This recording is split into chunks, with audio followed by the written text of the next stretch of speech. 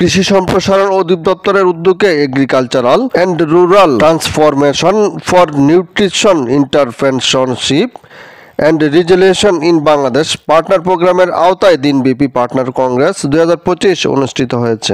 26 June বুধবার কেন্দ্র উপজেলা পরিষদ মিলনায়তনে এ কংগ্রেসের আয়োজন করা হয়।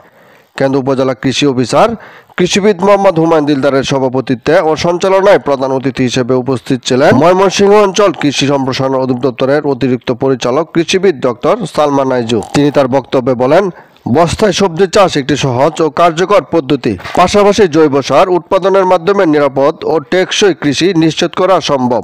বিশেষ অতিথি হিসেবে বক্তব্য রাখেন উপপরিচালক জেলা প্রশিক্ষণ কৃষিবিদ চন্দন কুমার মহাপাত্র, বাংলাদেশ জামায়াতে ইসলামী কেন্দ্র উপজেলা শাখার আমির সাদিকুর রহমান, হেফাজতে ইসলাম কেন্দ্র উপজেলা শাখার সাধারণ সম্পাদক মাওলানা হারুনুর রশিদ, জামায়াতে ইসলাম নেত্রকোনা জেলা কমিটির সাহিত্য ও প্রকাশনা সম্পাদক রেজওয়াল খান হৃদয়, কেন্দ্র প্রেস ক্লাবের সাধারণ সম্পাদক আব্দুল হাই সেলিম, কেন্দ্র উপজেলা মিডিয়া ক্লাবের সভাপতি সমরেন্দ্র বিশ্ব শর্মা, বাংলাদেশ ইসলামী ছাত্র শিবির কেন্দ্র উপজেলা শাখার সভাপতি সালাউদ্দিন আইবি, সাধারণ সম্পাদক কিরণ আহমেদ প্রমুখ।